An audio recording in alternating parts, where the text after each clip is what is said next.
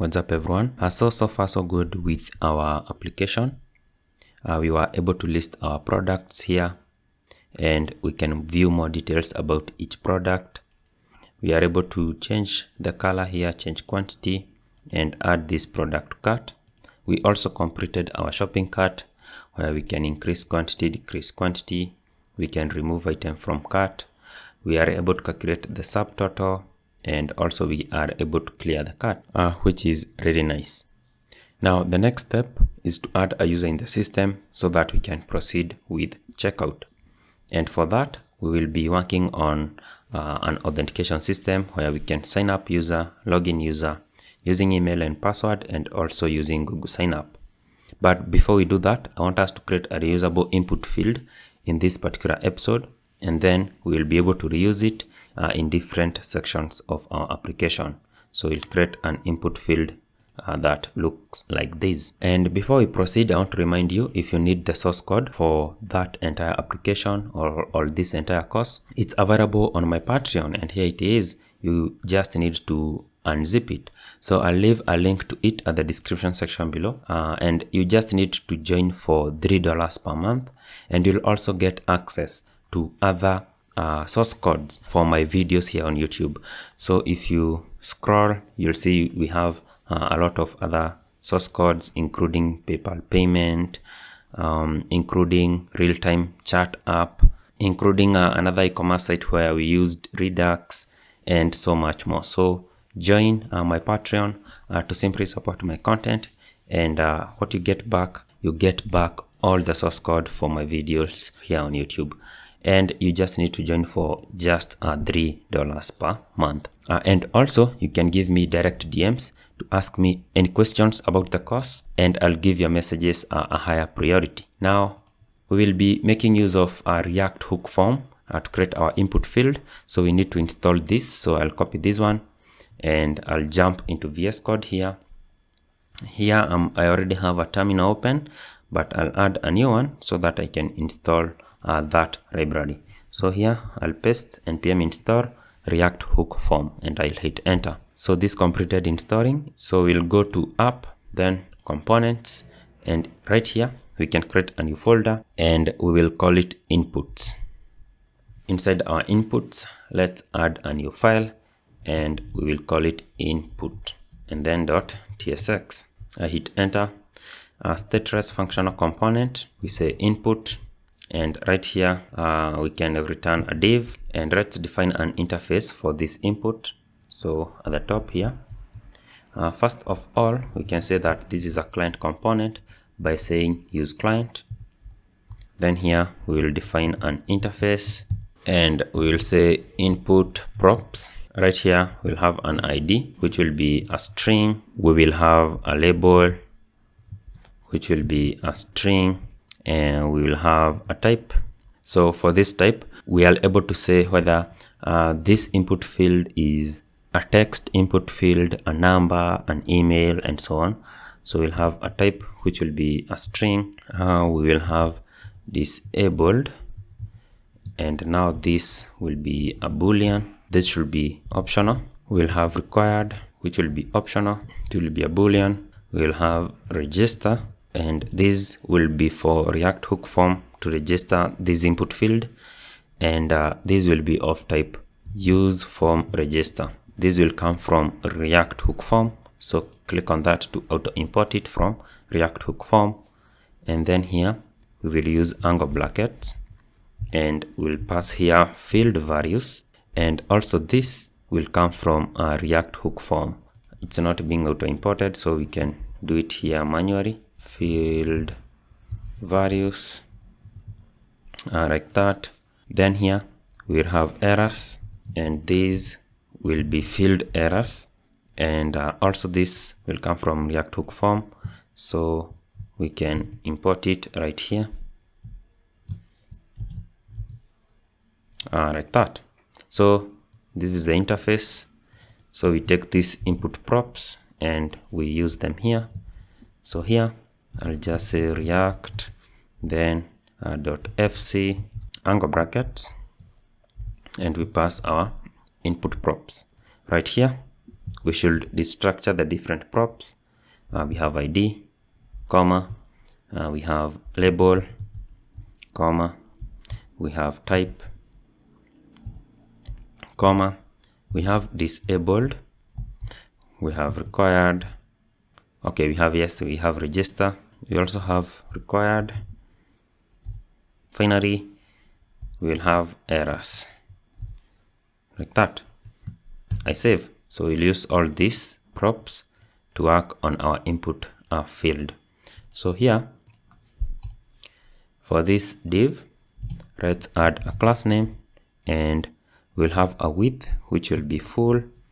We'll have relative. So right here, we can add an input element. So I'll say input, and this element will be self-closing, like that. And then right here, we'll be having a label, and HTML4 here will be ID. And for this label, what we will show here is our label, this one which we bring in via plops. So we have an input field, and we have this label. So all we need to do is to add some class names to make our input field look good. So the goal is to make it look like this one here. Okay, I'll add a class name. We'll say peer. We'll have a width to be full. We'll have padding of 4.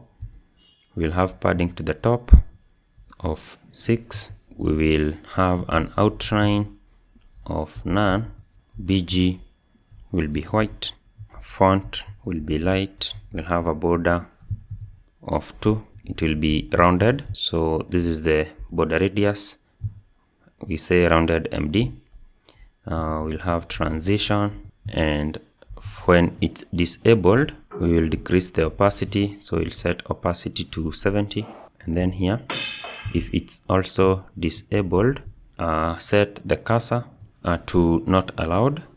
Since we have some dynamic styles, we need to convert this to use backticks, okay, like that. So now we can be able to make use of some dynamic styles.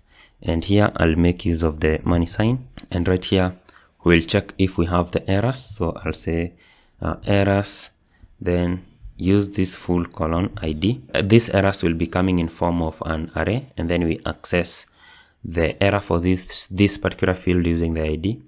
And if that error exists, then we'll show these styles.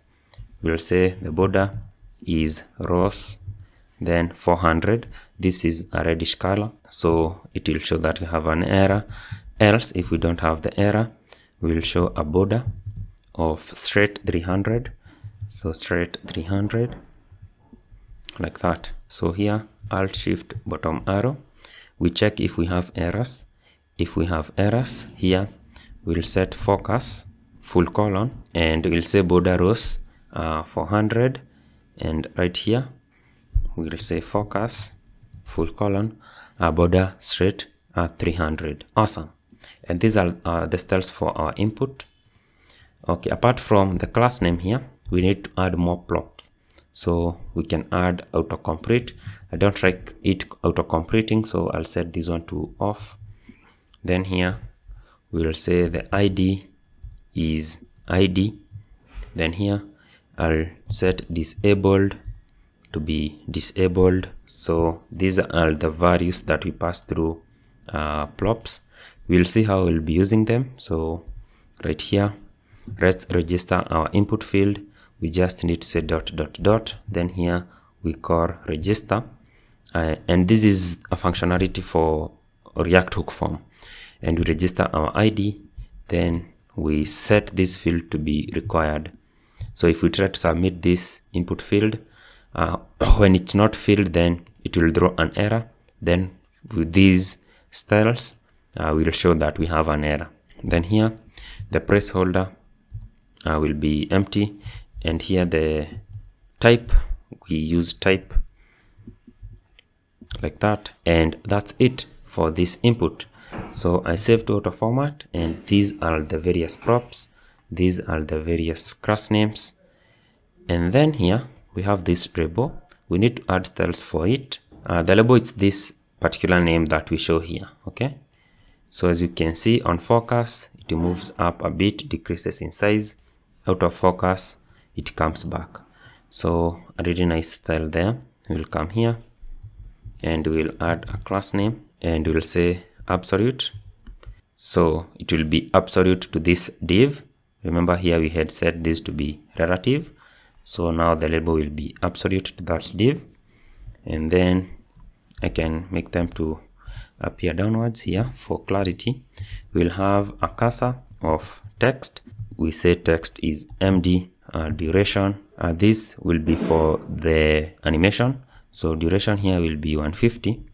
Then let's add transform. Then here we will translate along the y-axis. So translate -y, and this one will be 3. And then let's set top here to be 5. Let's set a Z index of 10. We'll set an origin of 0. We will set a left of 4. And here it'll say peer, and then hyphen, placeholder, hyphen, shown. We scale to 100. I can duplicate this, Alt, Shift, bottom arrow, and peer, placeholder, shown, and we translate along the y-axis. So we'll set translate to 0. So y here to 0. And then down here, we'll say peer focus. Here we scale down. So we'll scale to 75. And then here peer focus, we will translate along the y-axis. So translate, and we'll set this one to 4. So here translate is 1n. Now what this means is that when we are on focus, we will scale down our label and move it up. So when we are on focus like this, look, we scale it down and move it up. Then when it's not on focus, then it will show like this. It will scale to 100 and it will be at its original position. To test it, let's see on the next episode when we work on our register form. So I'll see you on the next one. So in the last episode, we started to work on our forms. And in this particular episode, let's work on the design for our sign up form. So back to our app, we created this input field and now we'll be able to reuse it on different parts. Let's come right here and I'll go back to app and I'll go to components, and at the root, I'll create a new file called form wrap. I'll say status functional component and I'll call this one form wrap. It will receive only one prop, which is the children right here. Instead of defining an interface, you can do this. You can just say children, and then right here, you can use a full colon, and you say the type for the children will be React, and then dot React node, like that. And now we receive this prop called children. Awesome. So right here, I have a div. Inside this div, I have another div. Inside this div is where I'll include our children prop. So children. And then right here, we can have some class name. And for this, we'll set the mean height to be fit, h to be full, flex, items center, justify center, padding to the bottom of 12, padding to the top of 24. And then for this one, we'll add a class name, and this is where we will set a max hyphen width of 650 px. So this will be the maximum width for our forms. So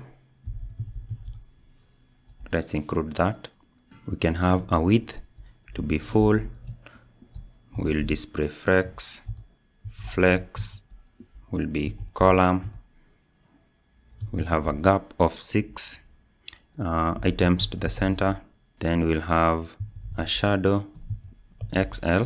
Then the color for this shadow will be slate 200, it will be rounded, MD,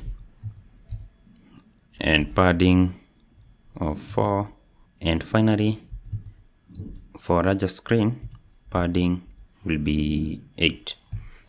Avoid this space between this. Okay, this is our form wrap right there. Now let's come back here, let's minimize everything, and I'll go to app and we'll create a new page. How do we create a new page? We add a new folder, we give this one a name, we will call it register, and this is the name that will show on the route.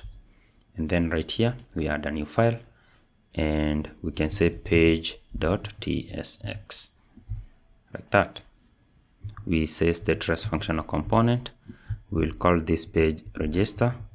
We will return the container component, so container we had created earlier during the course.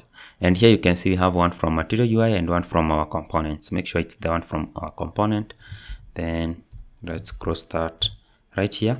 Now we use our form wrap. So here I say form and then wrap from our components again, and I pass these right there.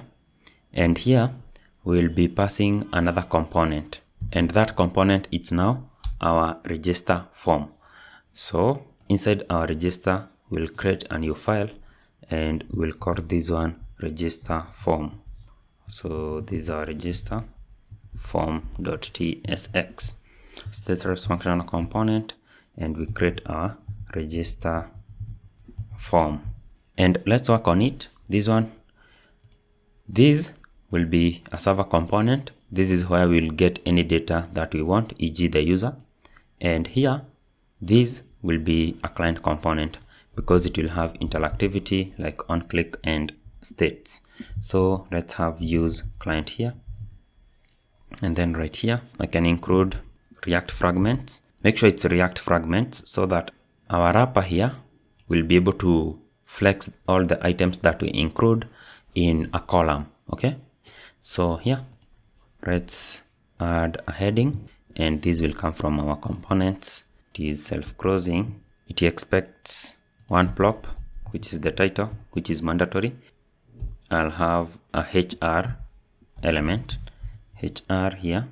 I can include some styles. I'll say class name, and BG will be slate, and then hyphen 300 will have a width, which will be full, H will be PX.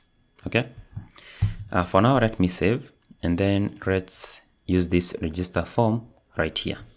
I'll say register form, let's self-close it. Okay, I save. This is what we are working on, where we have localhost here, and I'll go to this page now, register. So register, and we should at least have a heading and a line, and there we go.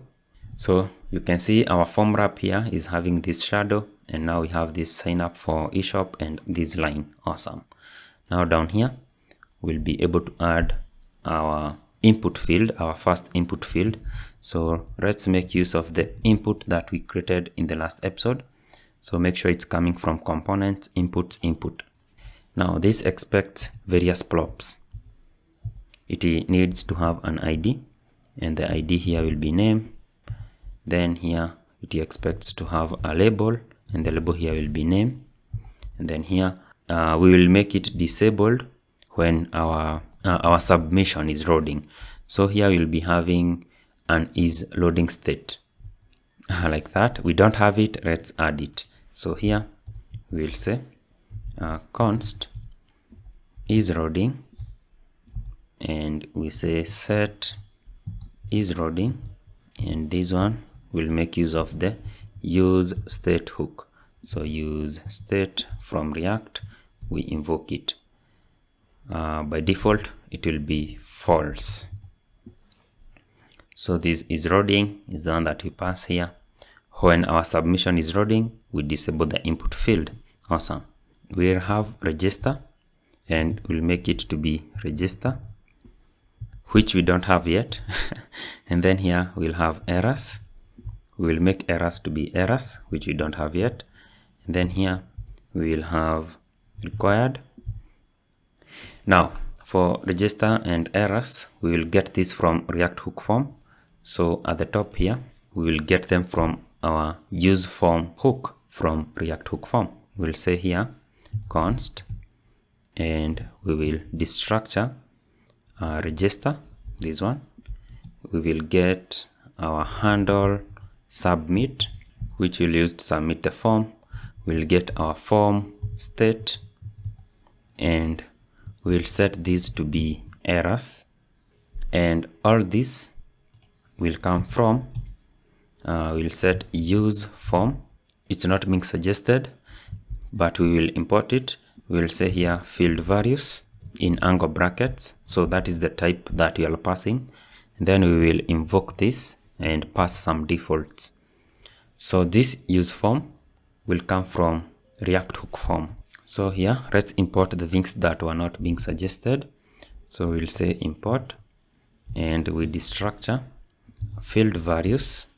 Let's first say that this is from React hook form, and then let's get here submit handler. Let's also get our use form hook, this one, like that. Now this has an error, means that maybe we missed the spelling. Yes, we did. So this should be field values. Let me save. So here we are simply calling our use form hook, and this field values is just defining the types. And here we get register, here we get handle submit, and get form state. From form state we are able to get our errors. And here we can pass some default values, and I'll say default values full colon, and we include them here. I will say email will be empty. Then here we'll have password, which will be empty. Let's make sure that we have this comma here. Also for register, we have a name. So we'll say name, which will be empty. Awesome. And you can see this is showing up, but its style is off. So I'll go back to the input field and make sure that we are doing the correct thing. So I'll come back right here and make sure that everything is fine. So a few things that I see we messed up. First of all, this is BG. And then down here, for this translate, we should include a negative here. Negative translate Y4, as well as this one, negative translate Y3. So let me save that one and see if that makes it work well. So now I click on this, it goes up and down.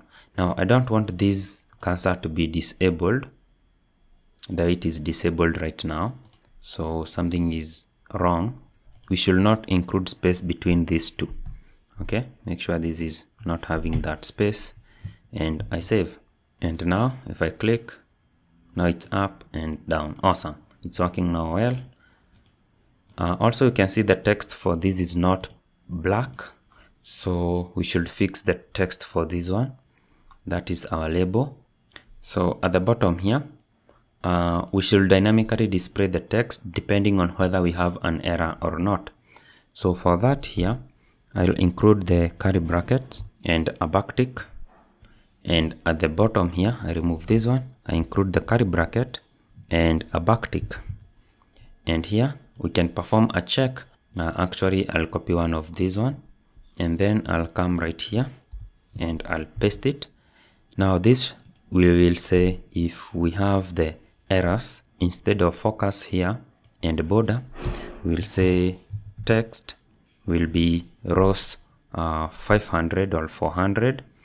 This is the text, so I can make it more brighter, 500. And then for this one, we will change this. If we don't have an error, then the text will be straight about 400. I save again, and there we go. Now look, looks good. So when we have an error, when we try to submit this form when it's empty, we will show all of these as red. Now this is one of the input field, so I can use Alt Shift bottom arrow twice. So this one will be for email, so I remove this one, I say email, and then here I say email. So this register will be able to make use of this ID to register this input field. We'll take the password, so password, and label will be password. Now here disabled, we'll have that register, we will have errors, we'll have required, but also we'll add a type here. So the type for this one will be password. So that will hide it. So let's save, and we should now have 3 input fields like this. For password, it hides the content. After this input, we'll be having a button. So I'll say button, and for this button, it expects us to pass a label, and we'll dynamically show this label. So we'll set this to be equal to, we'll say, is it loading? Is our form loading? So if it's loading, we'll set this button as loading. Then right here, if it's not loading, we will say sign up. And then this button also expects us to have an on-click event. So here we will have on-click, and whenever submitting this form, what we will call is our handle submit. And that handle submit, it's the one that we get from our use form hook. So this handle submit, I'll copy it and I'll paste it here. And for this handle submit as well, I'll invoke it, and we will pass a function called on submit. So on submit, we are going to create it in a few. This button, let's make sure we are importing it from our components like that. Let's create this on submit at the top here, and here we'll say const on submit, and we'll set the type for this to be submit handler. So I call submit handler, and that we get it from here. And then here we said this is the field values, the type that will be received by this on submit is the field values, and here we set it to be an arrow function that will receive the data. Now this data is our field values, and before we do anything, we will be setting the is loading state to true here. Okay, and then right here, let's log this data to the console. So console dot log of our data, and we see what we will be having. Okay, cool. So we'll take this data and we'll submit our form right here to register the user and save the data in the DB and so on. So this is our on submit function, which is not yet complete, but we pass that to our handle submit right here. Okay, and now let's test this. So if I click here, go to console, clear the console. Now here, right now we don't have any data, we haven't filled anything, and it should throw an error. And let's try to sign up. Now look, everything is red. This is because in our input we said that this input should be required, and we passed that prop right here for each of them, and because of our styles, everything is turning to be red because of these styles here. Awesome. Now if we include the name, look, the error disappears for the name. If we try to include the email, it disappears for the email, and so on. Okay, so let's see if we are having values. I'll say Chaoo, and then here I'll say Chaoo at gmail.com. Then here I'll say password. Then I sign up, and look at our data where we are submitting our form. Here, console log data, we get our data. We get the name, we get email, we get password, which is awesome. So this is working well. So right here, after our button, I'll include a paragraph. This paragraph will say, already have an account. If you do, we will show a link. So this will be a component from our next link in here, we will say login. Then it expects us to have a href, and will take the user to the login page, which we haven't created yet. So we'll work on that later on. So here we say login. The only class name that I'll add here is an underline. So I'll say underline. And then for this paragraph, we'll also add a class name, and we'll say that the text here is small. So I go ahead and save. So after saving, we have this down here. I already have an account, login. Awesome. So that is cool. And this is now our sign up form. Awesome. Now, one last thing, we need to include this sign up with Google. So at the top here, after our heading, we should have included a button. So I'll say button. It will be outlined, and we'll have a label that will say sign up with Google. We'll have an icon, and we'll include AI, outline, Google. This one, it's auto imported. Then here we will have an on-click event. For now, we include a function that has nothing. Okay, so I save. Then let's come here and see if it's there. Now looks good. Now in the next episode, let us work on our login form. It will be similar to this one, so that one will be shorter. Awesome. So in the last episode, we were able to work on our sign up form, and in this episode, let's work on our login form. Minimize everything here, come to app, then I'll create a new folder, and here we'll say login. Inside this folder, let's create a new file, and this will be page.tsx. Create another file as well inside login, and this one will be our login form.tsx. Awesome. Now inside the page, we create this component using stateless functional component. We'll say login, and in here we will return the container component. So let's say container. This will come from our components. Let's make sure it's from our components. Inside this container, we'll have a form wrap. So we use the form wrap component. It will come from our components. And let's make sure it grows like that. And right here, we'll pass our login form. Let's create our login form component here, stateless functional component. And we'll say login form. For now, I will return the React fragments, just like that. And let's pass our login form right here. So login form. Okay, I missed an angle sign there.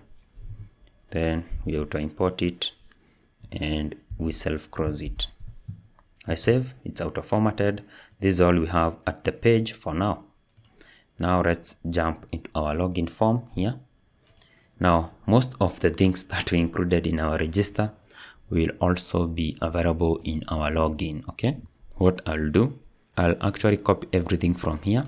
I'll paste in our login form, and we'll go step by step correcting everything. Okay, so here let's go to login, stroke login. So we don't have anything for now, and let's start at the top here. So instead of register form, we'll say that this is the login form. So you can highlight this, then use Control D to select even at the bottom here to make sure that we are exporting the correct thing. So here I'll say login. Let's go back at the top. Now here we'll also have the loading state. We'll also have all this. But for the default values, we'll not be having a name, so we remove the name. Okay, we'll have an onSubmit function like this, and then we come here for the return. So for the heading, we'll say sign in to eShop, And then for the button, we can say continue with Google instead of sign up. So continue with Google here. Then we'll have HR. We won't have this input, so we remove that one. Then we'll have an email. We'll have a password. We'll have a button saying loading or login. And then here you have a paragraph. We'll say do not have an account. Do not have an account. Sign up.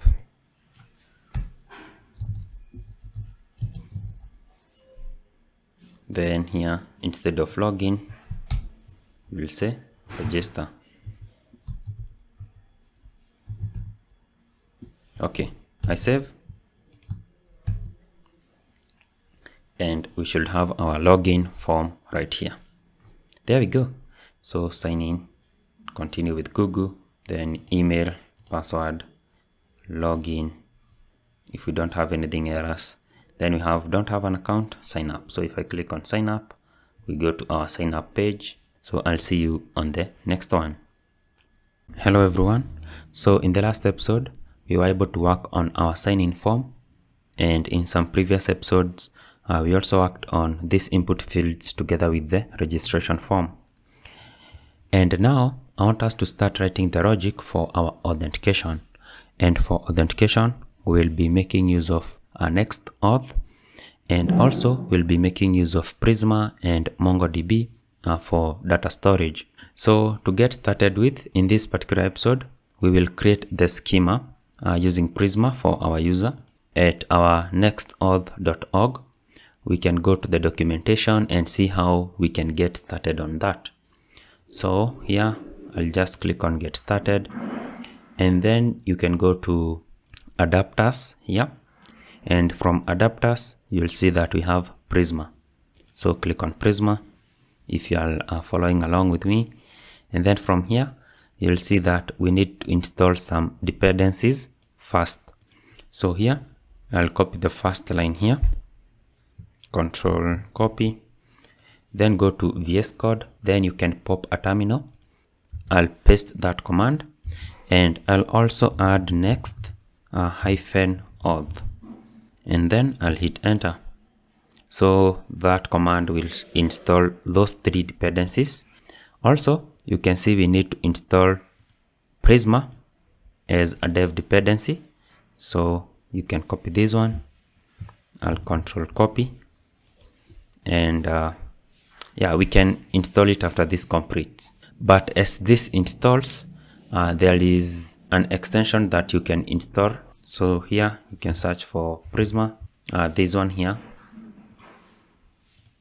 So install Prisma. Mine says that I need to reload, and this will help to highlight our code when creating the Prisma schema. So this is a VS Code extension if you're using VS Code, okay?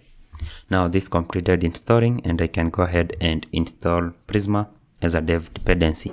I'll hit enter. Now as that installs, we'll come to our files, and we need to create a new file. And at the root here, we'll create a new folder, and we can call it Prisma. And then inside this Prisma folder, I'll create a new file, and we will say schema.prisma. I hit enter. Now let's come back to auth.js here. Actually from here, you can see we have this create the Prisma schema from scratch. I can click on it, and these will give details on how we can create this Prisma schema for our user. For this schema, it's meant to be for PostgreSQL, but it will be so similar to our MongoDB one. So we need to define a data source. We need to generate a client, and then right here, we will create an account model. Then down here, another thing that we will do is to create a user model. And there are just a few differences between these models and the one that we will be using for MongoDB. You can come here and click on MongoDB support, and you'll see we will be changing things like ID, and we will be mapping our ID. Since MongoDB uses an underscore ID, so we need to map that ID so that we just use ID here. And then just other few things like the user ID, refresh token, we need to do something like this, access token and ID token. So I'll come back to the top and I'll copy, I'll come to my VS Code and I'll paste everything here. I will remove this verification token, I will remove this session. Now we have account, we have user, we have client, and we have this DB. So let's start from the top to fix stuff. And also you can type them out if you didn't copy, so there is no problem with that. Okay, we will set a provider to MongoDB. So remove Postgres and set this to MongoDB. Then we'll have URL and we'll read this from the environment variable. That is okay. We won't have this, so remove that like that. And now this is our data source. Okay, for client, we go to provider here and we'll set Prisma Client.js as our client, and we won't have this. So remove this one and there we go. Now we come to account, we'll be having ID. We will change from CUID and we will set this to auto. And then at the end here, we will map this ID to our underscore ID. So we'll say at map, we invoke these, we include these quotes, use double quotes. I saw that a single quote has an issue, so, and then I include ID there. And then at the end here, I'll say at db.objectID. And this line here is the same that we saw when we go to MongoDB support here. This one right here. And then you can see we have user ID, but here we have it as just a string. So we need to add this right here at db object ID. So space, then include this. And then here we'll have refresh token. This will be an optional string, but at the end here, instead of at db text, we'll say at db string. And if you check the documentation, you'll see that here refresh token is where we are setting this as db string. So we need to do the same for access token and ID token. So you can see all this is in the documentation. So from here at access token, we'll say at db.string. We'll have ID token as string, which is optional, but then here we'll also have this as string. So let's come to our user model. The ID here will be the same as this one, so we can copy this one, then come right here and replace this. We'll have account as account, but we won't have session since we removed this one, so I'll go ahead and remove that one. We will add more properties here because we will be hashing the password. We will add a hashed password and we'll set this to be an optional string. We can add created at when the user was created. This will be date time and at default will be now. So this will generate the date automatically when we create the user. Also, we can have at updated at, and this can be date time, and the time will be at updated at. One last thing that we will add here is the role, and the role will be of type role, and the default will be user in caps. So this type role, we need to create it. So at the bottom here, we will use enum and we'll say role, and right here we'll have user, or we'll have an admin. So here we need to include at default, that's why it's shouting, and there we go. So I save, and this will be our Prisma schema for our user. So I'll see you in the next one. So in the last episode, we were able to work on our Prisma schema, and in this episode, I want us to work on some logic for our NextAuth. So coming back to the documentation, still at our auth stroke Prisma schema, if you go to the very top after installing the dependencies, you'll see here we have the setup. So what we need to do is to create this particular file. Okay, so we'll create a new folder called pages, then we'll create a folder called API, a folder called auth, and a file called brackets NextAuth. So let's do that first and then we'll continue. So we just need to come here, let's minimize everything, and at the root we will create a new folder and we'll call it pages. So if you are familiar with the past versions of Next.js, you are then familiar with this pages folder. So I hit enter. I'll create another folder called API. I'll hit enter. Inside the API folder, I'll create another folder called auth and I'll hit enter. And then inside the auth folder is where we'll create a new file. I'll use the square brackets like that, and then we will spread this using 3 dots, and I'll say next auth, and out here we will say .ts since we'll be using TypeScript, and I hit enter. So coming back to the docs, you can see how we integrate Google provider. So we have providers like this, then Google provider. It's an array, so that means that you can include multiple providers. You can have Google, you can have Facebook, you can have GitHub, you can have credentials for email and password, and I'll show you how to add that one. So what I'll do, I'll copy the contents of this file. I'll go ahead and copy and I'll paste it here. So as you can see, we have some issues here. We have this adapter is complaining, is coming from auth Prisma adapter. Now in my previous application, I used a different dependency from this one. So I think we should use the same.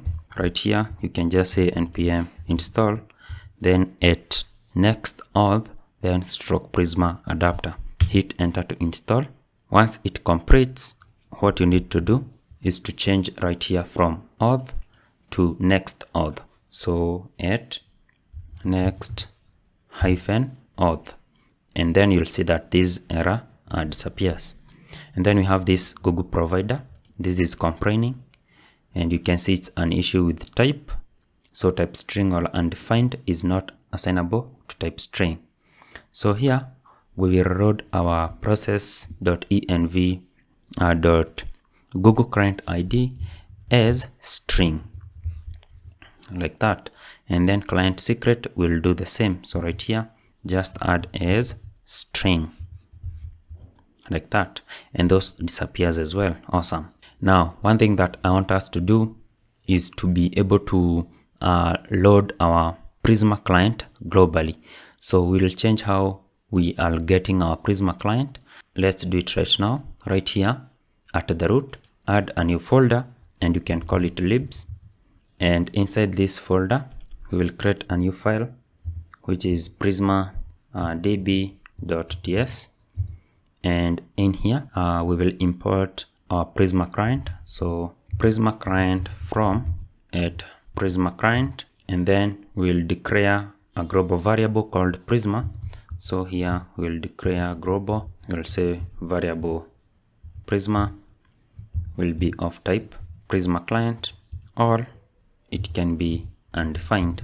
We will load our client, we'll say const client. We check first if Prisma is available globally, so we'll say global this dot Prisma. So if that exists, we will set the client to that global Prisma. Else, if it doesn't exist, we will create a new one, and we'll just use this right here, new Prisma client. So I can cut that and remove this completely. Then right here we will add it there, and then right here let's perform a check. So if process.env and then not environment. So if this is not set to production like that, so now we define this particular variable, we'll set it right here to be our client, and then at the bottom we can now export our client. So we'll say export default client. Okay, so this is all we need to do in this file, and now we should import this client in our NextAuth. So instead of Prisma client, I'll just remove that. We'll say import Prisma, and this will come from at libs and then stroke Prisma DB. And remember, this Prisma is whatever we exported here as client. Okay, so here now we use this Prisma at our adapter. Awesome. So I save that. Now here we are configuring one of the providers, but we will also add our credentials provider. So here we'll add credentials provider. We invoke it and we pass an object. Also, we should be importing this. It's not being suggested, but we should be importing it. I can say here Alt Shift bottom arrow. We duplicate the one for Google, and here we get our credentials provider from credentials. Then we use it here, credentials provider. We will pass name here, will be credentials. Then we'll say credentials. We pass an object. We'll have email, label will be email, type will be text. Then we'll have password right here, comma, password. We'll have a label, which will be password, and we'll have a type, which will be password. We have some issues here, but they will disappear after we write the next line. But so far you should be having the name as credentials, then credentials here you set a new object. You should be having email with label and type. Then you should be having password with label and type. Now after this credentials object right here, include a comma, then hit enter. Then you write async and write this method called authorize and invoke it, and you'll pass credentials here. And then right here we can work on some logic for logging in a user using email and password. So right here we'll first check if we have an email and if we have a password, and we'll do that by using these credentials. So we can access them like these: credentials dot email and credentials dot password. So we'll say if we don't have credentials dot email, or if we don't have credentials dot password, we will throw an error. So here we throw an error, we pass our message, and we can say invalid email or password. They're supposed to be caps like that. Then down here we can find a user using Prisma. So we can say const user. We will await. Here we will use Prisma dot user and then dot find unique.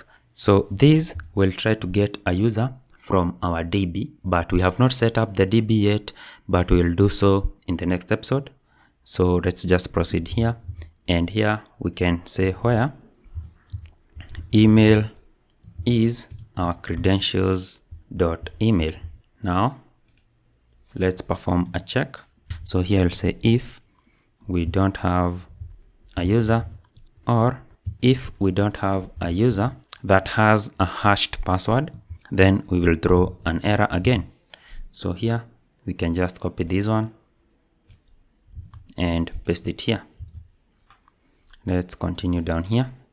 Now here we check if the password is correct. So if this step passes, then we have a user, but now we check if the password is correct. Okay, so for that we will be hashing and unhashing the password using bcrypt. So we need to install bcrypt. So I'll pop the terminal here and I'll say npm install bcrypt, and also I think we should install the types. So at types stroke bcrypt. So I hit enter. Once it completes, we can come right here. We'll say const is correct password. We set this to be equal to await, and we will await bcrypt.compare. So we should be importing this bcrypt. It's not being suggested, so let's import it manually here. Import bcrypt from bcrypt. Then down here we await bcrypt.compare. We invoke this one, and here we will pass two things: the password that the user enters, which is available in our credentials.password, and then the hashed password, which is in the DB. So user.hashedPassword. So bcrypt will be able to compare them, and if it's correct, it will return true, else it will return false. So now here we check if is correct password is true or false. So we'll say if is correct password is false, then we'll throw an error. We throw an error again, and we'll say the same thing, invalid email password. So I paste it here. And finally, if we have a user and the password is correct, we will return the user. So here we return user. And now you see this error right here disappears. And I save. After our providers array, we'll provide some more settings right here. We'll say pages, and right here we'll say sign in. We include login here.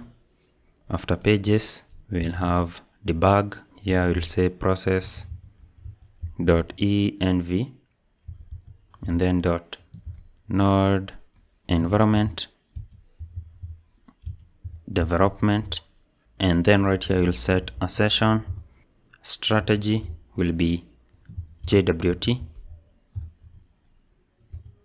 and here we'll provide our secret key will be available in process .env, then .NextAuth underscore secret. Now I'll go ahead and save that file. So I'll see you in the next episode, where we will get to set up our MongoDB. So in the last episode, we were able to work on our NextAuth file right here. And in this episode, I want us to start by setting up MongoDB so that we can get this database URL. So you'll go to your browser, and then you'll visit mongodb.com. And if you don't have an account, you'll create one, and then you'll create an organization, and then you'll create a project. So right here at projects, I'll go ahead and create a new project, and I can call it next eShop. Maybe I can add tut for tutorial, since I have another eShop. So I go ahead and create next. Right here, do we have other members? No. I'll go ahead and create project. Once you create the project, you'll be required to create a cluster. I'll click on here, create a deployment, and here you can see we have this one which is free. So I'll click on free. Then here I'll go with the defaults, and I'll click on create. Then I'll come down here, and we should choose a username and a password that can access the cluster. So here I'll go with a very simple username and password. You can just use this name, Chaoo, the same for password, and I'll create the user. So I click on finish and close. Go to overview. Awesome. So here it's loading the overview. I think what you can do now is to come right here, go to security, then go to network access, and from here you can click on add IP, and you can click on allow access from anywhere.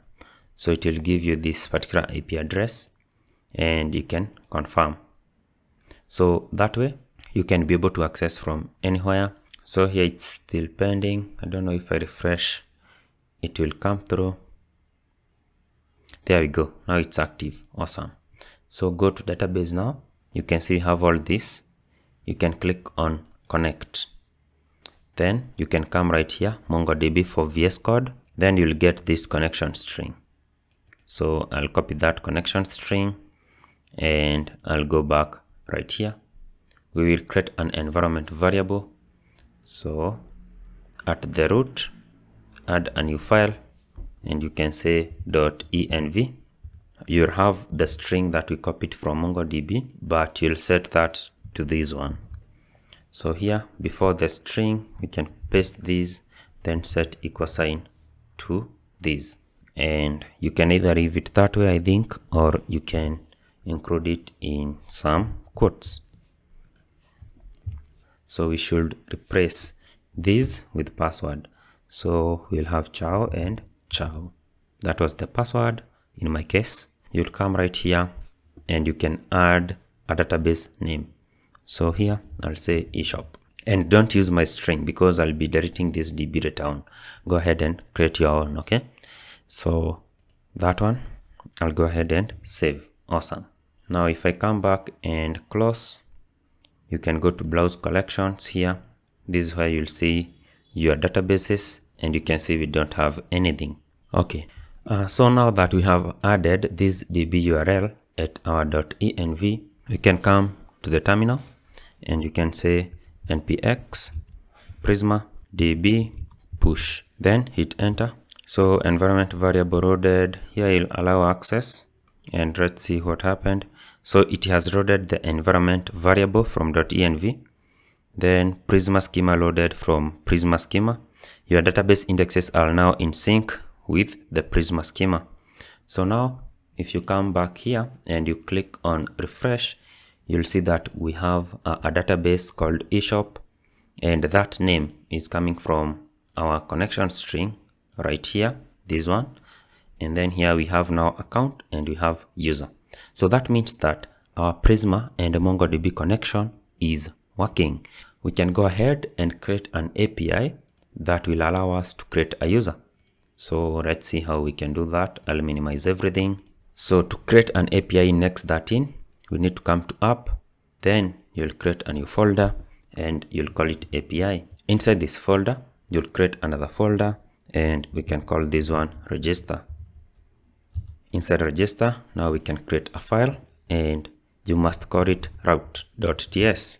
First of all, we will bring in bcrypt. So we will need bcrypt to hash the password. Then we will import Prisma. So import Prisma from @libs and then stroke Prisma DB. And then right here, we will import next response, and this will come from next server, like that. So these are the three imports that we need. And right here, we will need to export a function. So we'll say export async. And then right here, we will say post. So we will be performing a post request. Then here we'll have request, and the type for this one will be request. So in here, we'll be having a body, and we can get it from our request this way. So we can say const body, and we can get it from our request by calling await request.json, and we invoke that. And then now down here, we can get the various properties that we get from the body. So we destructure them. We'll be having a name for register. We'll be having an email. We'll be having a password, and all this will come from our body. And then down here, we can create a hashed password. So I can say const hashed password will be equal to, we await bcrypt.hash, and right here we will pass a password, and here we will pass a default value of 10. Now that we have this hashed password, we can go ahead and create a user. So here I'll say const user will be equal to await. Then we can now use Prisma, and we'll have .user, and then we'll have .create, and we invoke this. We will pass an object. We can define our data as name, email, and hashed password now instead of password. Now that we have a user, what we should do down here is to return this user, using next response, which we imported at the top. So I'll say next response.json here, and we will pass our user.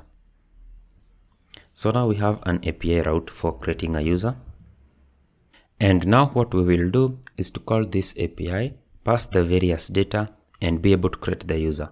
And we'll do this in our register form. So I'll minimize everything. We'll go to app, go to register form.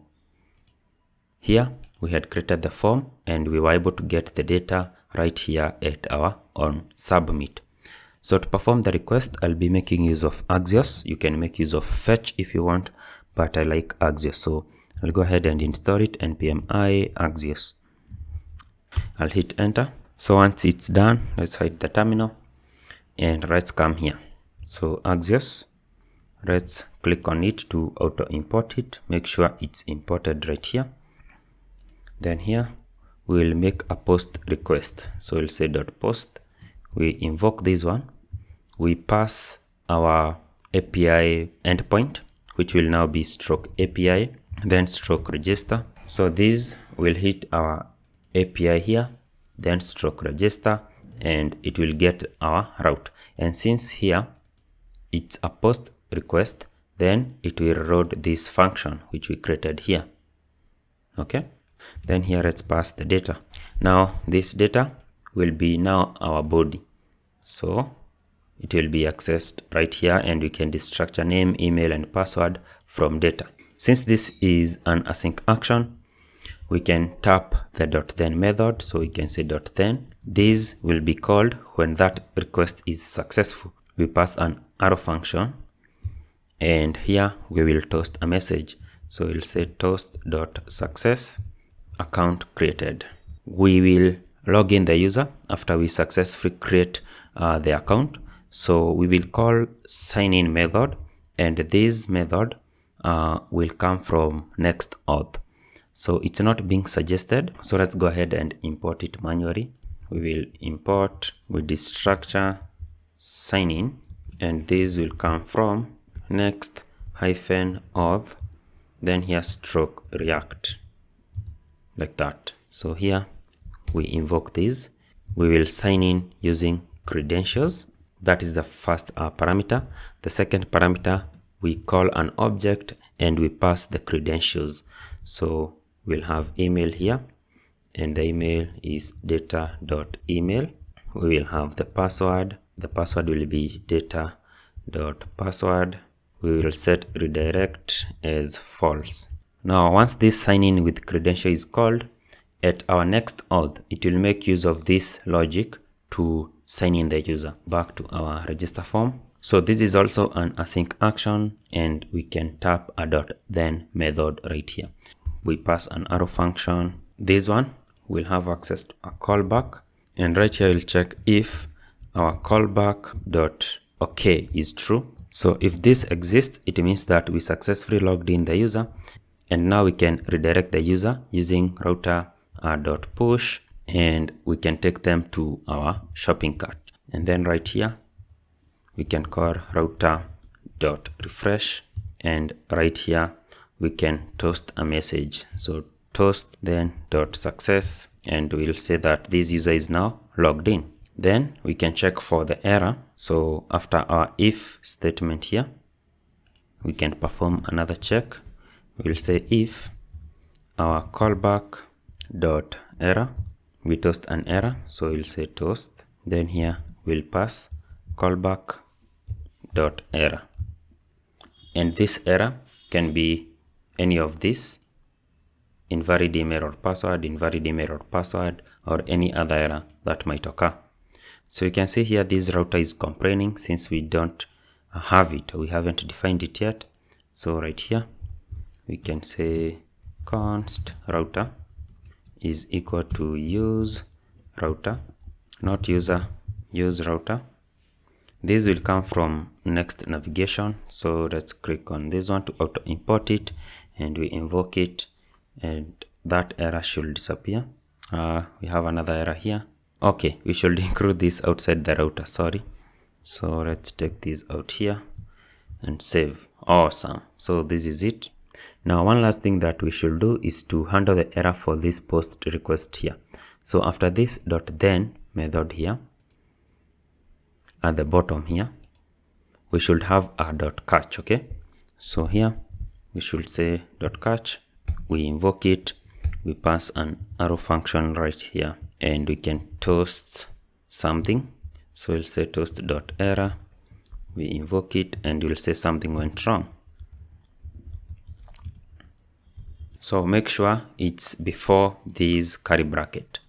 We'll also have .finary, and here we will reset our loading state. So we will say set is loading, we invoke this one, and we say false. And this should be inside an arrow function. So I forgot to do this and pass this one in here. Let me save to auto format so that you can see everything. So this is our .finary, this is our .catch. Awesome. So I think this is what we need to register a user and log them in once they are registered. So let's try to create an account and see if it works. So I'll go back to the browser, to the shop here, refresh, I'll expand here, then here I can say stroke register. So here let's have Charles, let's have email as charles@gmail.com. let's have password as charles8. I go ahead and sign up, loading, account created, awesome, logged in. Okay, there we go. It took some time, but it's working. So whenever we deploy the application, it will be much faster because in this case on development, it tries to rebuild the page each time. So let's go to our database. We refresh here at the user. Look, now we have one user. We have Charles, and then we have Charles@gmail. Hashed password is here. Created at role is user, which is really cool. Now for account, I think it's still empty.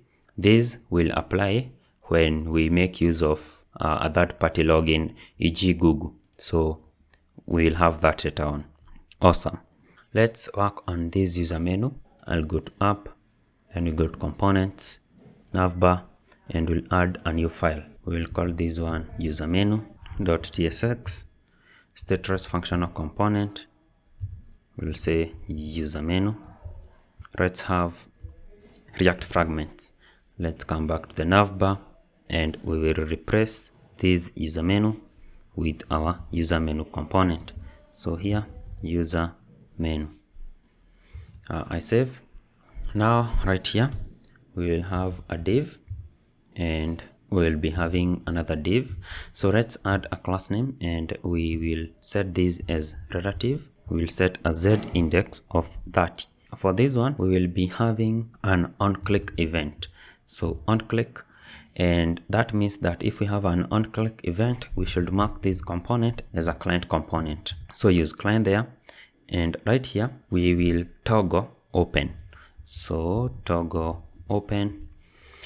We don't have this function, but we can create it. So right here, let's come and say const toggle open will be equal to, we will make use of the use callback hook, and we invoke this. We pass an arrow function like that, and here it should be having a dependency array. For us to work on this toggle open, we'll be having some form of state. So right here, let's create the state.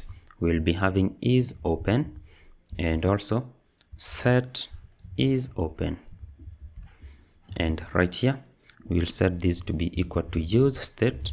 We invoke this, and by default, we'll have it as false. Let's make sure that we are importing this use state from React. Awesome. Now inside here, we can write some logic, and all we will do, we will be calling set is open. We invoke it. We will have access to our previous state, and right here, we'll be able to use exclamation previous. So basically, it will toggle the state from false to true, from true to false, and vice versa. Awesome. So now we have this toggle open. we pass it right here at our onClick. So here for this div, we'll be having some class names as well. And also in here, we will be having two things. We will be having an avatar. So here we'll be having an avatar. We had created this component before. So we bring in avatar. The other thing that we will have is an icon. I feel caret down like that. You see what we have here? The icon for avatar and this caret down. Awesome.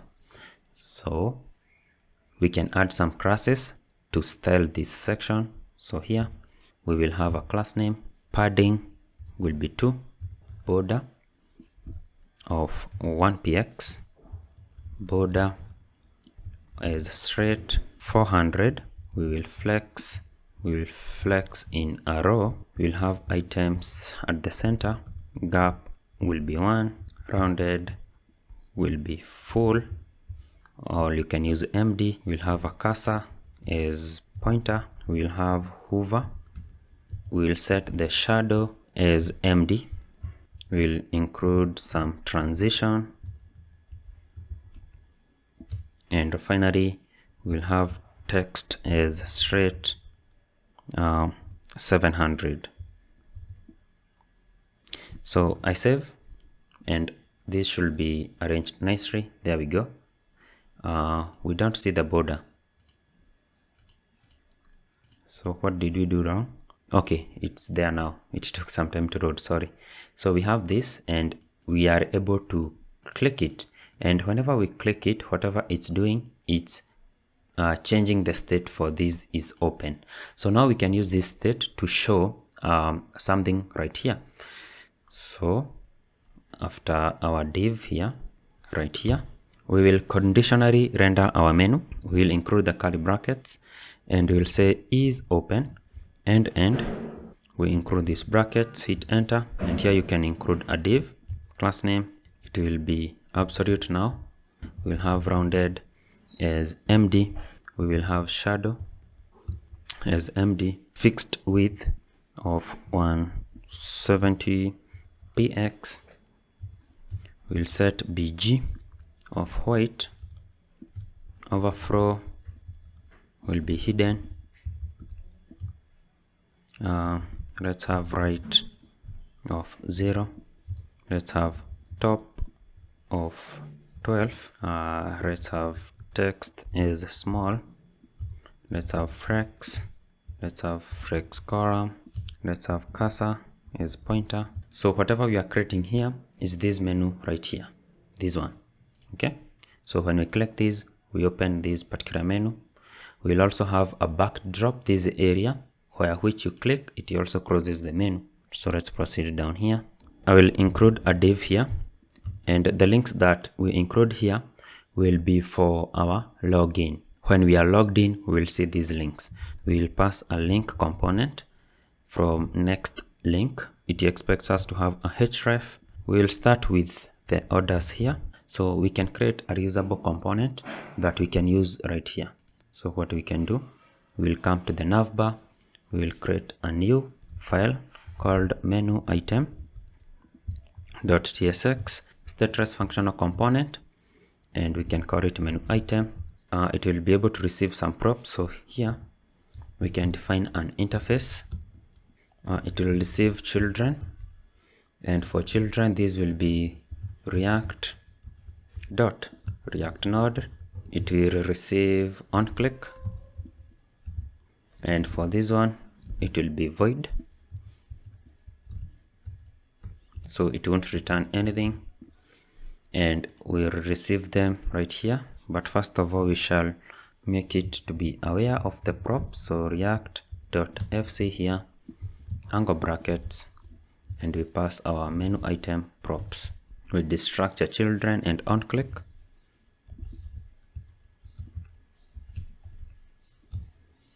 And in here we will return a div. This div will have children here. Then here we will have our onClick, and we pass onClick. This is menu item. I messed up there, sorry.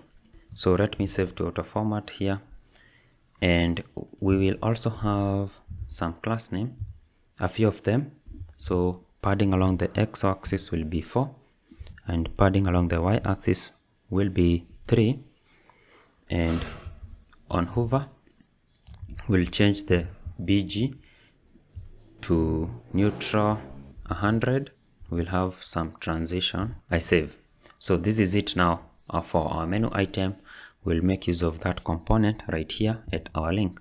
So here, let's have menu item from menu item.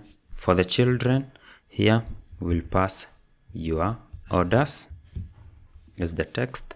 Then here it expects to have an on click, and we'll pass our toggle open, the method that we created at the top. So like that, make sure this menu open is being imported like this. Awesome. So right now I think we should be having something. So if I come here, click this, you see we have your orders. Awesome. When I click, it closes. When I click, it opens.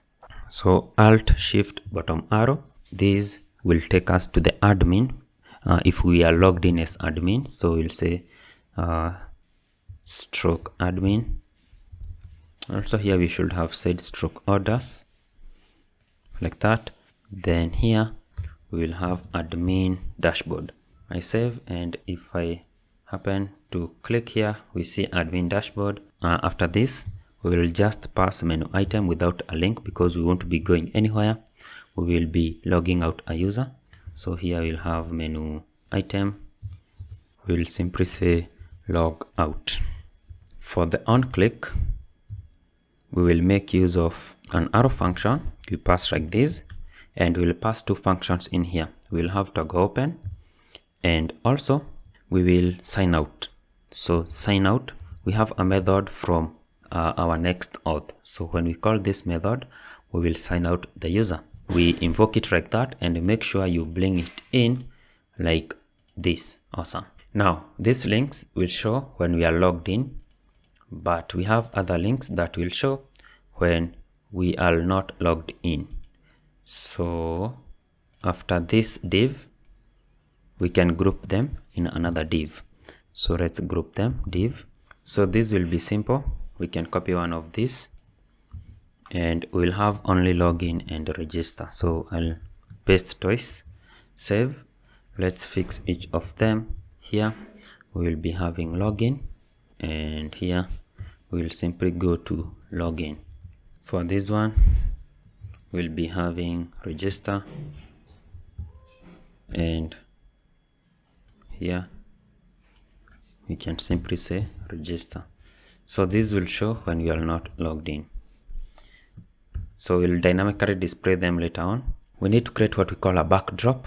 So you see when we click out here, we are closing this. But here, when we open, when we click here, it does nothing. So let's create that backdrop. Back right here at our nav, we'll add a new file. I'll call this one backdrop.tsx. Status functional component backdrop. So here we will return a div, and it will have nothing but just the styles, but also we'll be having some props. So at the top here, let's have an interface backdrop props. We'll only receive the on click, and for this on click we'll return void. Let's include it here. Then we will be able to receive the on click as a prop. We will have that on click. So when we click on this backdrop, we will call on click. We will have some class name. We will have a Z index of 20.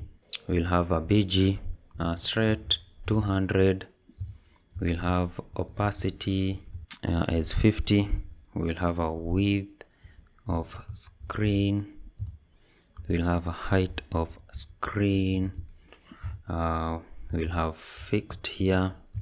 We will have top as 0, and then we'll have left as 0. That is it. I save. Then I'll come back to our UserMenu, and before we even close this, I'll perform a check of is open. So we'll say is open. I can use ternary, and I'll display the backdrop if our menu is open. We pass our on-click plop, and we'll pass our toggle open. Else, at the end of this here, before the curly bracket, we include full colon, will show null. Okay, I save, and we open, and look, now we have this backdrop right there, and when I click here, it closes. Awesome. I want us to be able to sign in the user and also to be able to get the user from the DB. So first of all, I want you to log out by clicking on logout.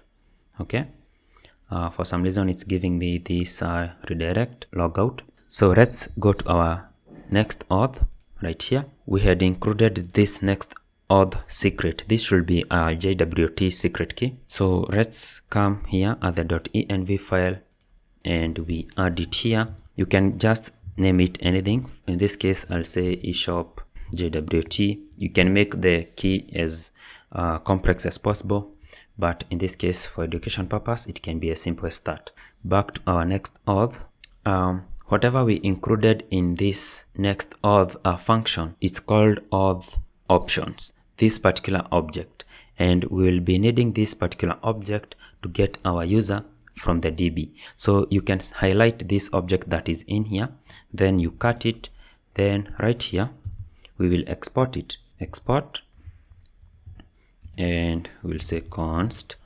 Right here we'll say auth options, like that, and this will be of type auth options,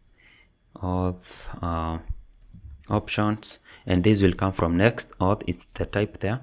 We set this to be equal to, we paste that object. Okay, so look, we export const auth options, we set it to that object.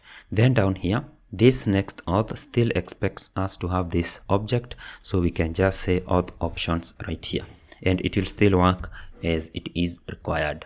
Right here, I'll go to the login. So app login, then go to the login form, and we can log in a user. We write some logic for logging in a user right here. We will be having a method from NextAuth called sign in. We invoke it, and we say here we are signing in using credentials, and then at the end here we pass an object data, and then we include a comma, and here we'll say redirect, and we'll set this as false. And then after this sign in, we will have a .then method. So .then, we invoke it, we'll have an arrow function, we'll have the callback. Here we can reset is loading, so set is loading to false. Then here we'll perform some checks. These checks will be similar to those we included to our register, so we can go and steal from there. So here we had this and this. I will copy those, then I'll come here and I'll paste here. So if okay, that means that we are logged in, therefore we push the user to the cart or the home page, we refresh and we log them in. Also, if we have an error, we toast an error. We don't have this router, we can define it right here. So const router will be equal to use router, and this will come from next navigation. Remember, we have next router and next navigation. Make sure you are calling the right one. So we call that. We also have this toast. Use control space here, and you will auto import it from React hot toast. So I save, and that should allow us to log in. Awesome. Let's see if we can log in. We will go to the login page now, since we have a menu here to work with. Here we'll have email. We area included charles@gmail, and I think the password was charles@. Here we paste and we log in, loading, logged in, and we are directed to the cart. So that means that it's working. Now, how can we get the user once we are logged in? Right here at the root of the application, we'll create a new folder called actions, and here we will be writing logic to get data from the DB. and in this case we want to get the currently logged in user. So here we'll add a new file and we'll say get current user.ts. Okay, in this particular file we will not be creating an API, but we will be interacting with the database directly by using Prisma. Export async, and we will define a function get session. For the parameters it will have nothing, so I will remove this that was auto completed. We will return await, and here I will call a function from our NextAuth called get server session. I invoke it, and here I'll pass auth options, and these are the auth options that we exported from our NextAuth file at the pages. Awesome. Now this will get us a session whenever we call this get session. So right here, let's create another function now, and it will also be async function get current user. Let's include a try and catch block here. We'll be able to get our session, so const session, and this will be coming from get session, this function that we created there. So we set this to be equal to await get session, and we invoke this get session like that. Now we have this session, and this session have details about the currently logged in user, including the email. So we can check if that email exists. So we say if we don't have session, then here dot user, then dot email. That means that we currently don't have a user logged in. Therefore, we will simply return null. Okay. So if we have this email, then we can try to get more details about the user from the database. So what we will do here, we'll say const current user will be equal to, and now we will await our Prisma call. So here we will use Prisma, import Prisma here, and these will come from @libs. @libs, like that. We'll have stroke PrismaDB. Now this Prisma is the one that we are using here. So we can await Prisma dot user, and then dot find unique. I invoke it, I pass an object where full colon, then here we'll say email will be session. We will access this simply. So I can copy that and we paste it there. Now we check if this current user is there. So we perform a check. We say if we don't have current user, we return null. At the bottom here, I'll also return. I will spread our current user. It's all the dates. I'll change them to strings, and this is how I'll do it. So here, for example, created at, we'll change this to be the current user dot created at, and then we convert this to ISO string. So we invoke that like that. I'll do the same for updated at current user dot updated at, and let's check this current user. I realize this updated at is giving a t as a full. Yeah, so this is small. Those suggestions that we get are actually from our user here. So current user dot updated at, and then here dot to ISO string, and we invoke that. And finally, email verified full colon, we have current user, and then dot email verified, and then right here we'll say dot like that, and I'll go ahead and invoke it. And this email verified can also be null, so all null. Now you can see this is shouting here, and this is because we updated our Prisma. You need to call npx Prisma db push. So it's still not working. Close the application entirely and then open it again. After closing the entire application and opening again, you can see that error disappeared. It's a bad developer experience, but it had to do that. So what I'll do here is to restart my application using npm run dev. Okay, now we have this function. This function will enable us to get the user from anywhere in our application. Let's test this and see if it works. So what I'll do, I'll come right here. I'll go to the app layout right here. Before our return statement, we can say const current user will be equal to, we await get current user. This now it comes from our actions get current user, and we invoke that. Now right here we can log this to the console.log of current user. We can say user, then let's include this just to easily locate it, and here I pass my current user like that. Now I save. Now remember that this layout is a server-side component, so when checking this console, you will not see it on the browser, but you'll see it on your server. And our server in this case is at our terminal. So I'll pop the terminal. Let's go ahead and refresh here. So I can see our user is null. So let's try to log in and see if it will work out. So I'll say charles@gmail.com. Then here we include the password, login, logged in, but we still have user as null. So something is wrong. Cannot read property of undefined, reading to ISO string. And so it was so hard to find out where the error was. First of all, I included this console log, and then I checked the DB, and since we had updated this from capital T to small t, our DB had the previous capital T here. So I think that is the main issue here. Also, I changed this from toString to ISO string.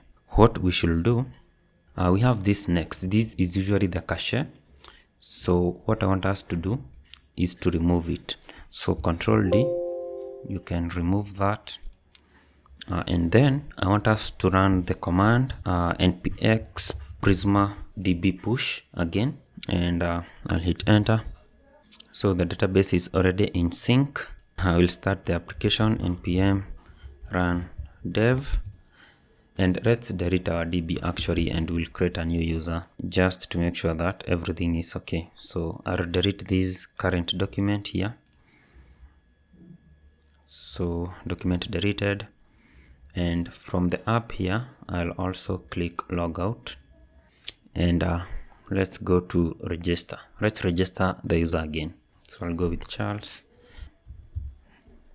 then password. I want something that I can remember for the tutorial. I sign up.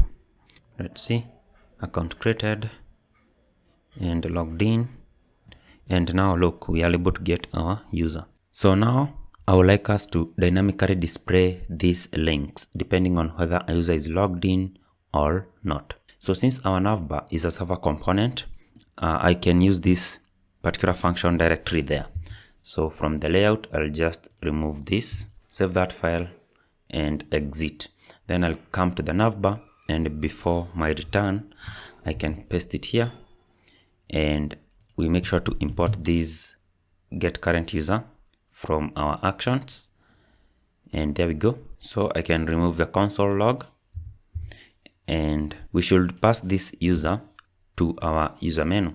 So here we can have current user prop to be equal to current user. Then we should make this user menu to accept that prop.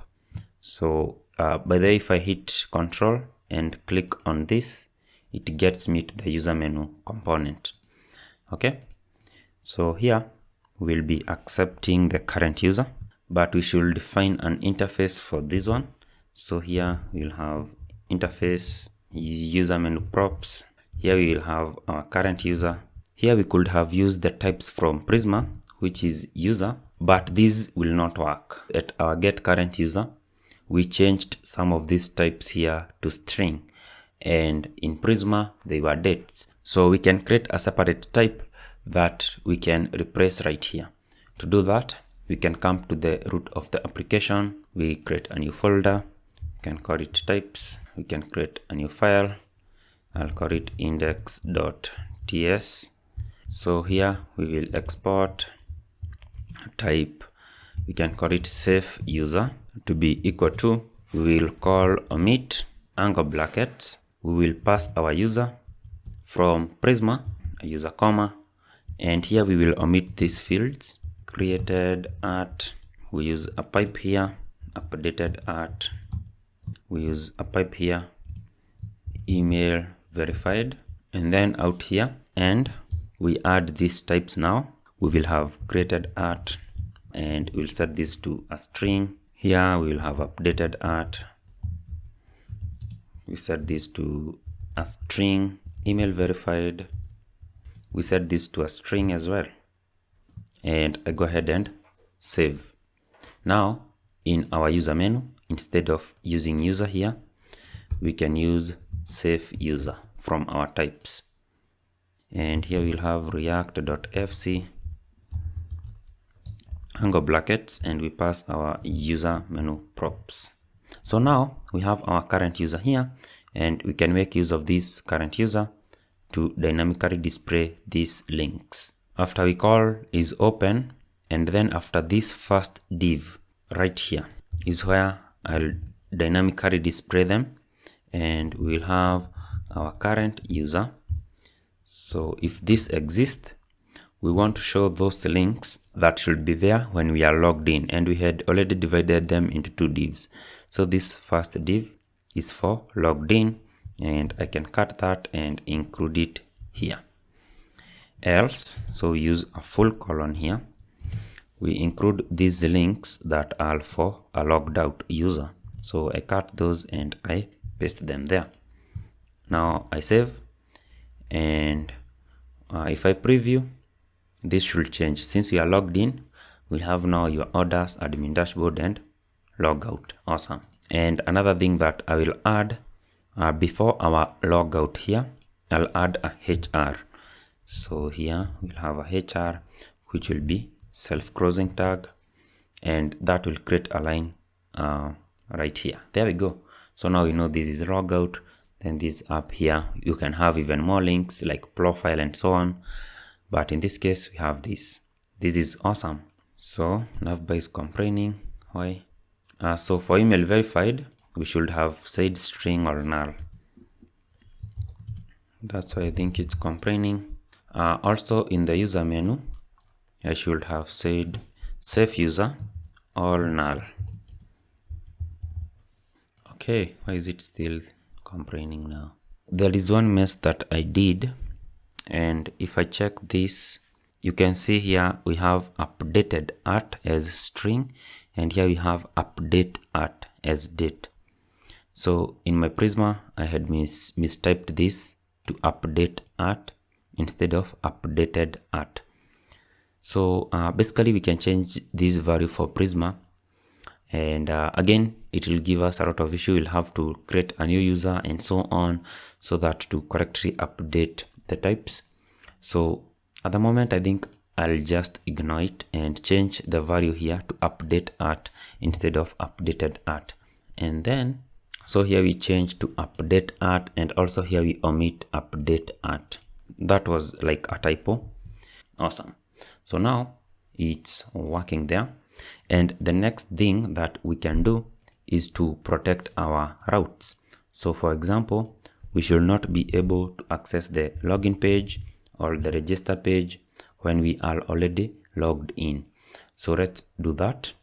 I can just cross everything, and then here let's start with maybe the login page.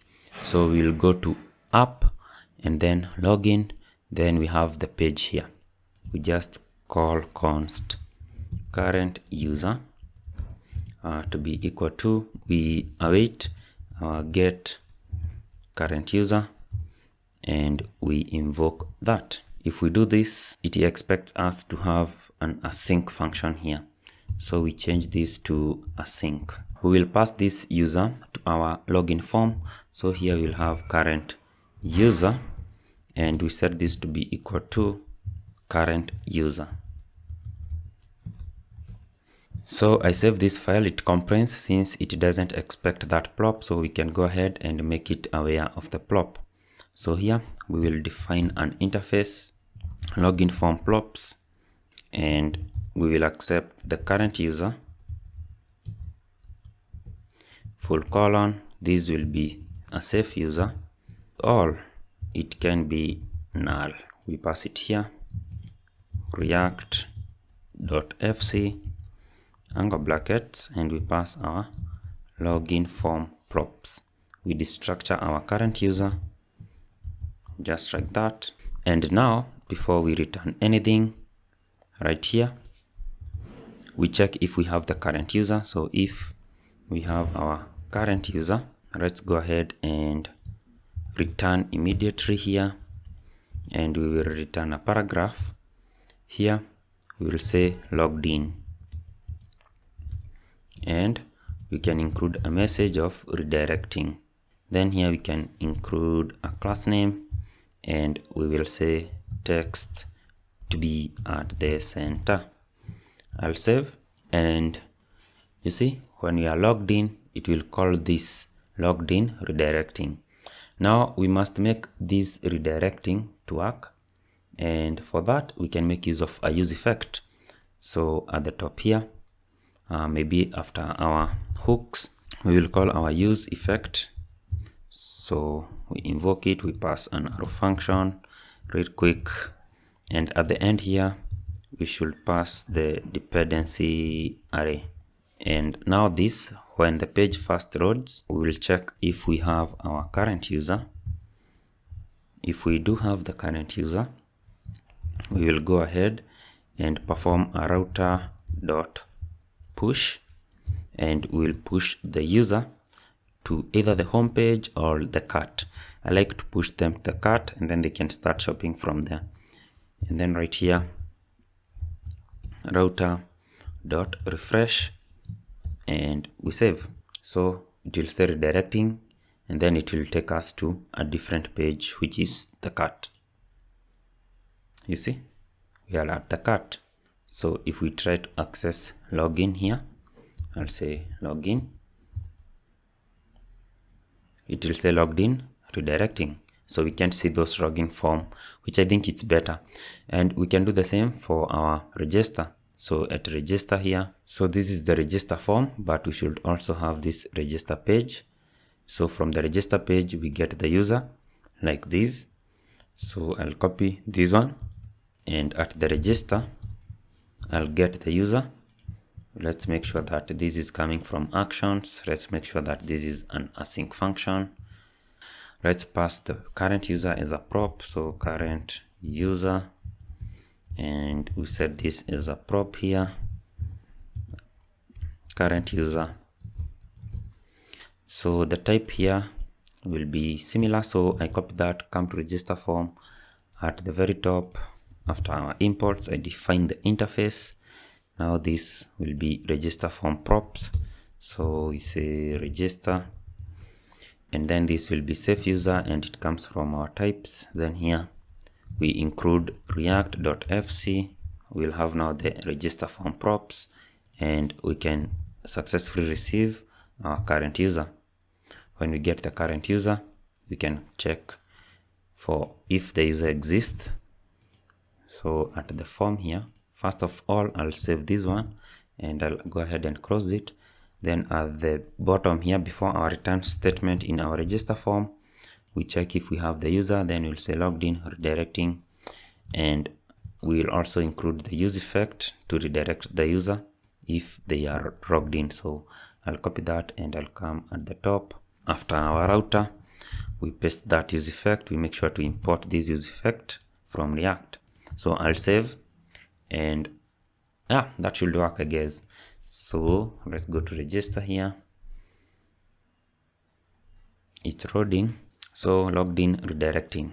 So we can see those forms that are in our register form. Now, the next thing that I want us to do is something really cool, and that is Google Auth. So right now, let's log out. For us to implement sign up with Google or continue with Google, we need to set up some environment variables. So in our pages, NextAuth, right here, we were passing the Google client ID, and right here, we were passing the Google client secret. So we need these two, and I can copy the two of them and we will include them at our environment variable. So go to your .env file, and right here we will have the Google Client ID and the Google Client secret. So to get this, we need to go to Google Console. So Google Cloud Console, search for that, then click on that, and then from here you can see I'm already working on this eShop here, but I want to create a new project to demonstrate this. So I'll create new, and we can say eShop tut. I'll go ahead and create. So this is creating. Wait a moment. Now we can select this particular project, and you can see now we are viewing the eShop tut here. So we can click on this side nav here, and you click on more products. When you scroll down, you'll see we have API and services.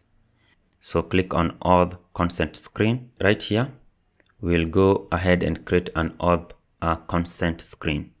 So I'll click on external, then I'll create. Here we should set up a name. I can just say eShop tut will do. Then here, support email. These others are optional. At the bottom, developer contact information, I'll set up the email. Then I'll go ahead and save and continue there. Here, save and continue, and save and continue. Now we have this information there for our app. Now all you need to do is to click on credentials, and we will create credentials. And from here, we'll go to OAuth client ID. Application will be web application. You can set up a name, and we will create an authorized redirect URL. So from here, right now we are working at localhost, so we'll take this. But if you host or deploy your application, you'll have to change this later on. But for now, we'll have localhost here, and we will add stroke API here, then stroke auth, then stroke callback, then stroke Google. So this will be our authorized redirect URL, and we'll go ahead and create. So once it's created, you'll see it's providing you with the client ID and the client secret. And you can always access this from the credentials in API stroke services. You can as well always search at the top here. So here I'll copy the client ID, then go to VS Code here, and you can see here we have now Google client ID, and I'll hit space and paste that there. Then here we have client secret. I'll copy that, and I'll come back here and space paste that there. So I'll go ahead and save our .env file. We need to go to our app, then go to login. You can go to the login form where we have the button for continue with Google. So I'll scroll down here, and right here we will simply call sign in from NextAuth. So I invoke that, and then here we will just specify that we are signing in with Google. So I'll do the same for register. I'll go ahead and save that. I'll go to register, and here we had this button, and I'll just paste that. And here we can just say I think continue with Google. And now at sign up, we click on continue with Google, and it's loading. And look, some emails are listed like that. Now I can click on one of these. So I'll click on this one, and this will now create a new account using this Google details. So it's loading and logged in, and it's now redirecting. And there we go. Awesome. So since we are logged in, I think we can check our MongoDB and see what we have.